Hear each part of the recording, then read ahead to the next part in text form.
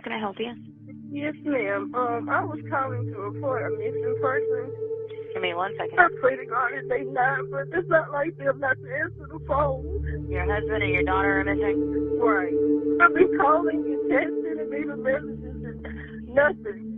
They're not answering? Neither one. And that's not like neither one of them because they see me calling, they gonna answer. Cell phone don't have a map on it where you get directions or whatever. So he got my cell phone. So when you on your way back, honey, please call me and let me know that y'all okay. And he said, all right. Okay, ma'am, as I'm talking to you, we have a deputy en route to you. Okay. In April 2017, a frantic call from Augusta, Georgia breaks the night silence. A mother's voice, thick with panic, cries out to 911. Her daughter has vanished without a trace since the night before. Hours later, this same desperate mother turns to Facebook, her pleas for help echoing across the digital world, urging anyone with information to come forward.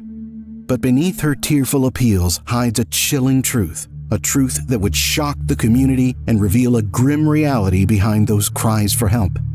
The daughter she desperately claims is missing has already met a tragic fate by her own hands, buried in a secluded place. This is the heart-wrenching story of Tanya Janelle Carwell, a young girl who vanished mysteriously on the eve of her 16th birthday. As the investigation unfolds, a facade of grief and concern cracks, unveiling a sinister plot led by those she trusted most. Tanya Janelle Carwell, born on April 17, 2001, in the small town of Palestine, Texas, was a beacon of promise and intellect. She moved to Augusta, Georgia, where she blossomed into an exceptional young woman, admired for her ambition and intelligence. A standout student at T.W. Josie High School, Janelle had dreams that reached far beyond the boundaries of her hometown. Dreams of becoming a doctor. Her friends and teachers often described her as not just smart, but profoundly insightful and compassionate. As Janelle approached her 16th birthday, excitement buzzed in the air. She was a sophomore, and it was the last day of school before the Easter weekend on April 13, 2017. Plans were in place for a grand birthday celebration that Monday, complete with a large family cookout. Janelle shared her anticipation with her language arts teacher and classmates, mentioning that her family was planning a move out of Augusta. A new beginning was just around the corner. But beneath this surface of excitement and normalcy, subtle cracks began to appear in Janelle's demeanor. Lori Miles, her language arts teacher, noticed a marked change in her usually vibrant student. Janelle, who once sat at the front of the class, engaged and eager, had shifted, literally and metaphorically, to the back. This shift was so pronounced that Miss Miles felt compelled to intervene, trying to draw Janelle back to her usual spot, to her usual self. "That's not you," she insisted, puzzled and concerned by this sudden retreat. The reasons behind such changes in a young person's behavior can often be deep and complex. Educators and psychologists point out different reasons in adolescence. The first is to gain attention. Children who feel overlooked at home might settle for any form of notice they can get, even if it's for negative reasons. Perhaps Janelle was falling into this pattern, desperately signaling for the attention she craved. The second goal is to assert power. In environments where children feel powerless, acting out can become a method to reclaim some sense of control. Janelle's sudden changes at school, her withdrawal and her physical move within the classroom might have been her way of asserting herself in the only space she felt she could. A child's withdrawal can also signify a deeper emotional turmoil. When love and appreciation are absent at home, a child might feel perpetually inadequate, pushing them to withdraw from social interactions and school activities. Janelle's behavior suggested she was grappling with such feelings, distancing herself not just physically, but emotionally and mentally from her peers. As these patterns unfolded, those around Janelle were left to wonder what was truly happening in her life. What was stirring beneath that bright, promising exterior? Little did they know, The answers to these questions would lead to a dark and tragic revelation, one that would shock the community and expose the hidden struggles Janelle faced in the shadows of her own home. Now, prior to her mysterious disappearance, another troubling piece of the puzzle would come into play, a backstory that would cast a dark shadow over the events to come. Tanya Carwell, Janelle's mother, had made a controversial decision years earlier that would eventually intertwine with her daughter's fate. She had met Leon Tripp, a man with a troubling past, while he was in prison. Leon was serving time for a series of severe charges, including cruelty to children and aggravated assault. Despite his criminal record, Tanya and Leon exchanged letters, their connection deepening into a relationship that led to marriage, even while Leon remained behind bars. Upon his release in 2015, Leon was paroled to Tanya's home in Augusta, Georgia, bringing him into close daily contact with her two young daughters. Leon's ex-wife, who had been with him from 2000 to 2009, publicly voiced her concerns. She recounted the turbulent years spent with Leon, highlighting his volatile temper, particularly when under the influence of alcohol. One night, fueled by anger and alcohol, he had broken into a room where their children slept, an act that contributed to his cruelty to children charge. Leon's ex-wife was clear in her warning to Tanya, sharing the difficulties she faced during her marriage and the potential dangers of Leon's presence. She expressed concern primarily for the safety of Janelle, hoping her warnings would prevent another family from experiencing similar turmoil. Fast forward to the eerie afternoon of Janelle's 16th birthday, a day marked by celebration but ending in an unsettling silence. It was then that Tanya made a frantic 911 call. She reported that her husband Leon and her daughter Janelle had not returned home since leaving at 1 a.m. During the call, Tanya relayed to the dispatcher that Leon had received a phone call from a friend whose car had broken down in Clarks Hill, South Carolina. According to Tanya, Leon decided not to disturb her and instead asked Janelle to accompany him to assist the stranded friend. Mysteriously, Leon had also taken Janelle's phone, claiming he needed it for GPS directions because he was unfamiliar with using the app himself. The community was left to ponder an unsettling question. Could a mother knowingly bring a man with such a fraught past into her home, exposing her children to potential harm? The events that unfolded were a tapestry of decisions, each weaving into a narrative that would leave the town of Augusta grappling with disbelief and sorrow. 2 agonizing weeks had passed since Janelle Carwell vanished into the night, and the community's concern deepened with each passing day. Amidst the growing anxiety, Tanya Carwell, Janelle's mother, took to Facebook Live in a desperate attempt to reignite interest in her daughter's case. On the live stream, Tanya made a shocking revelation. She was battling both brain and lung cancer, which she attributed to inhaling too much smoke. Tanya Tripp. Tanya, I know it's a little difficult, but would you just kind of share with our audience how important this is and how bad you want your baby to come home? Yes, it's the utmost important because my daughter has never, ever been away from me this long, a period of time without no call, text, or anything. And I need my baby home at the utmost 15 days ago. That's how important it is. So if y'all see her or know her whereabouts, please call the Richmond County Sheriff Department at 706-821-1080. Anything you want to share pertaining to what happened or what could have happened here? Okay, so on the 16th, which was Easter, we had a cookout, and I was helping out with them with the cookout, and I do have cancer. I have brain cancer and I have lung cancer. According to her, on the night Janelle disappeared, her husband Leon had insisted she go inside and rest due to her ill health. I couldn't breathe, Tanya explained, so I went in to lay down, and then I started calling and texting them around 3, 4, 5, 6 o'clock nothing. And I was inhaling too much of the smoke, so my husband told me to go in the house and lay down. So I did, because I couldn't breathe. And shortly after that, you know, she was out there helping him finish cooking or what have you. They all ate and everything, but I didn't eat at that time. Later on, that's when, I said about 1:30, he came in the house after all that was over with. He came in and he said, "Babe, I need to use your phone. I need to look up something," is what he said. So I just gave him my phone and rolled back over and laid down. And shortly after that, I heard his truck crank up. And then I heard after that, the back door slam. My baby girl, shortly after that, when they left, came in and told me that, you know, she had left or whatever. Janelle's gone is what she said. But Tanya's story began to unravel almost as soon as it was spun. The timeline she provided raised eyebrows and suspicions. Why would a mother permit her young daughter to go out in the dead of night on a dubious errand? In her live video, Tanya's details were inconsistent.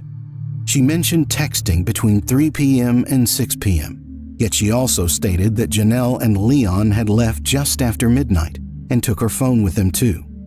This discrepancy didn't match her earlier statements to the police and the press, where she claimed to have been in contact with them about their return home. The community's suspicion grew when, on April 26, 2017, Leon's white GMC Sierra pickup truck was found abandoned less than a mile from their home. The discovery prompted more questions than answers. Tanya continued to speak with the media, but her story shifted with each telling, further clouding the truth of that fateful night. The police were quick to process the abandoned truck for any trace evidence. They searched for DNA, signs of a struggle, or any clue that might reveal what happened to Janelle. Meanwhile, the investigation also focused on the location of their cell phones that night. Sheriff Roundtree shared a crucial piece of information. The cell tower data did not place them near Clark's Hill, as Leon had initially claimed. This critical detail contradicted the story of a broken-down car and a friend named Maurice needing help. When investigators reached out to Maurice, he confirmed that he had never made such a call that night. The mounting evidence and inconsistencies in Tanya's narrative painted a grim picture. Her initial portrayal of a concerned, ill mother began to give way under the weight of her conflicting statements and the emerging facts. The community, once sympathetic, now viewed her with increasing suspicion, pondering the unthinkable. Could a mother fabricate such a story, manipulating her illness and circumstances, all while her daughter's fate remained a mystery?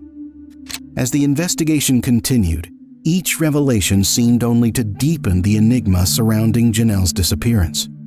With the truth elusive and the stakes impossibly high, the search for answers pressed on, each day adding layers to a story that no one hoped would end in tragedy.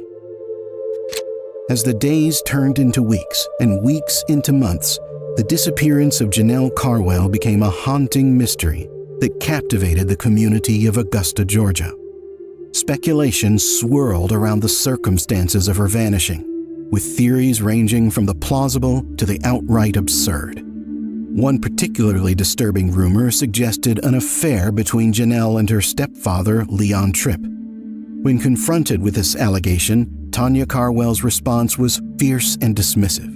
Really? He married to all this prettiness and he gonna run away with our daughter? Come on now. That's stupid. Really? He merited all this prettiness and he's gonna run away with our daughter? Come on now, that's stupid, she retorted, her words tinged with disbelief and anger.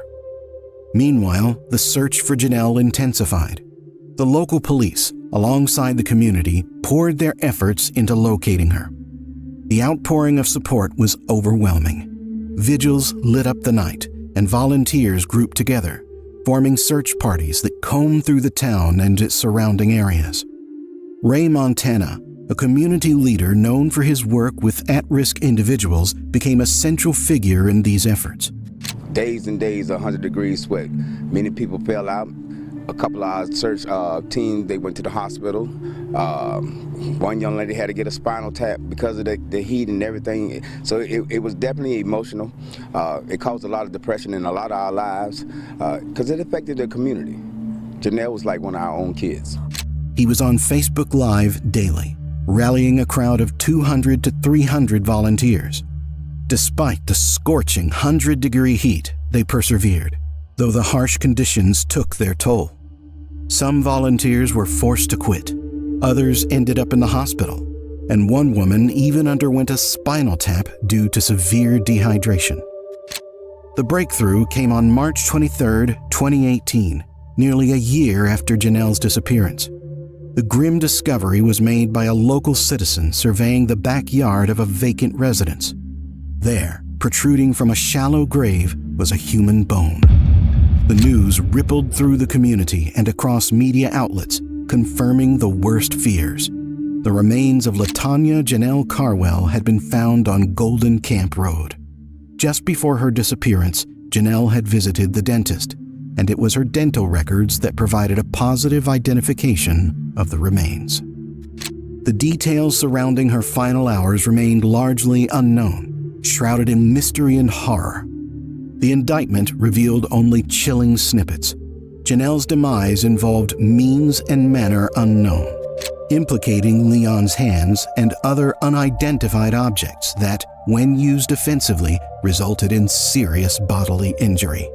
It was also noted that her limbs had been bound, a detail that pointed a gruesome picture of her last moments. This revelation sent shockwaves through Augusta.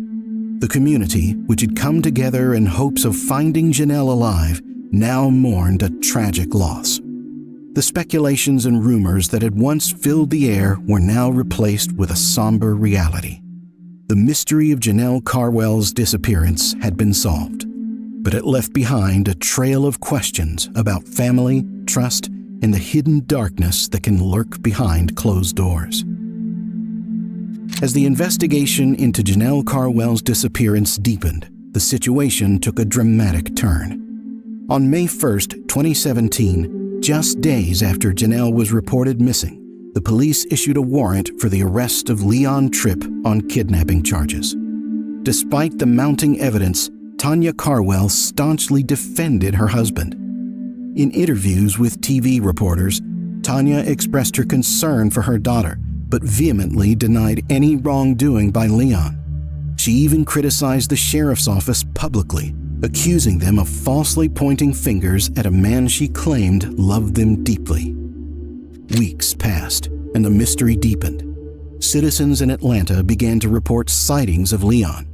He was seen frequenting various grocery stores and making multiple trips between Augusta and Atlanta. Curiously, Janelle was never seen with him during these sightings. This raised alarms and prompted more questions about his activities and Janelle's whereabouts. 3 weeks after these sightings, the relentless pursuit by law enforcement bore fruit. Leon was located at a U-Haul storage rental facility in Atlanta, but he wasn't alone. By his side was Tanya. Her explanation for their reunion was as bewildering as it was dubious. She claimed to have been on her way to Atlanta to search for Janelle, and, by sheer coincidence, stumbled upon Leon on the roadside. According to her, she simply picked him up and gave him a ride. Leon, on his part, spun another. He asserted that he had indeed traveled to Atlanta with Janelle that night, not to Clark's Hill as previously stated. He claimed he gave her money to take a bus back to Augusta and hadn't seen her since. The authorities were unconvinced by their stories, which they dismissed as complete nonsense. We were extremely shocked when we found her and him actually together. And that's when we really got that sick feeling that, this case is really not heading in a good direction. Both parents were arrested. Leon for his direct involvement in Janelle's disappearance, and Tanya for hindering the apprehension of a criminal. But the revelations didn't stop there. While Tanya was in jail, it came to light that she had been in continuous contact with Leon. Moreover, she had moved to Atlanta and had been living in an abandoned house with him, not far from where he had been sighted. 8 weeks into the search, the case took its darkest turn yet. What began as a missing persons investigation was officially declared a homicide. The sheriff expressed a deep sense of betrayal toward Tanya, revealing that she had also lied about her battle with cancer. He conveyed his frustration and disappointment, noting how convincingly Tanya had played the part of a distressed mother fighting illness. We believe that the mother knew that we would never find the child where she said we were to look for. The mother was complicit in this criminal act, which had initially drawn widespread community support. It had taken them weeks to peel back the layers of deceit and uncover the harsh reality. The community, who had rallied around the family, felt deeply deceived. Their goodwill and empathy had been manipulated, leaving them not only heartbroken over the tragic outcome, but also furious at the betrayal. As the case against Leon and Tanya unfolded, the town of Augusta grappled with the unsettling truth that those who were supposed to protect Janelle were the architects of her demise. In the wake of the tragic discovery of LaTanya Janelle Carwell's remains, the legal proceedings against her parents began to take shape, casting a long shadow over the community, still reeling from the revelations of deceit and betrayal. Both Leon and Tanya Tripp faced grave charges, reflecting the severity of the allegations against them. Leon, aged 39, was charged with malice murder, felony murder, aggravated assault, cruelty to children, and concealing the death of another. His alleged actions painted a picture of a calculated criminal, capable of the most heinous acts. Tanya Tripp, aged 36, found herself in an equally precarious legal position. She was also charged with murder, along with other offenses in connection to her daughter's death. The gravity of a mother being implicated in the demise of her own child added a chilling layer to an already dark case. Given the complexity and high stakes of their alleged crimes, the couple was prosecuted separately. This strategy was particularly significant because if Leon were convicted of murder, the district attorney, Natalie Payne, intended to pursue the death penalty, a decision underscoring the heinous nature of the crime. Mr. Tripp and his wife, who is the mother of Janelle, their statements are in conflict, although they do seem to be working in concert with each other. I'm going to remain silent until I have counsel. As the prosecutors diligently worked to strengthen their case, neither Leon nor Tanya entered a plea, maintaining a silence that did little to sway public opinion or ease the community's outrage. In a dramatic turn, the district attorney presented a shocking theory in court findings. She believed that Janelle's parents had gone so far as to hire a hitman to carry out their gruesome agenda. The state aimed to prove that on 3 separate occasions, once in 2015 and twice more in 2016, Tanya and Leon actively sought someone to kill their daughter. These allegations depict a premeditated plot that spanned years, adding a sinister prelude to the eventual tragic outcome. The community, already shattered by the loss of a promising young life, grappled with these horrifying details. The case not only highlighted the alleged monstrous actions of 2 parents, but also posed uncomfortable questions about trust, family, and the facades people maintain. As the legal battle unfolded, the prosecutors continued to gather evidence, determined to piece together the fragmented truth of what led to the nightmarish end of Janelle's life. As we reach the end of this tragic story of LaTanya Janelle Carwell, the echoes of pain and unanswered questions linger not only in the halls of justice, but also in the hearts of those who knew her. Many believe that the driving force was a toxic blend of envy from her mother Tanya and a perverse disposition from her stepfather Leon. Others suggest darker undercurrents, including possible motives tied to an alleged pregnancy or sexual assault, though these theories remain unconfirmed and are the subject of ongoing investigation and debate. Amidst this storm of speculation, the community has not forgotten Janelle. They continue to honor her memory with regular memorials, a testament to the impact of her life and the void left by her death. As we wrap up this video, the questions that remain are as haunting as the story itself. What truly drove her parents to commit such a heinous act? How will the delayed trials unfold? And what justice will be served? These questions hang in the balance, awaiting answers that may or may not bring peace to those left behind. We invite you, our viewers, to share your thoughts on this case. What do you think were the motives? How do you see the legal proceedings resolving? Your insights and interactions are invaluable as we continue to explore and understand such complex and heart-wrenching stories. Don't forget to hit the notification bell, like this video, and subscribe to our channel for more deep dives into true crime stories. Until next time, stay safe and stay curious.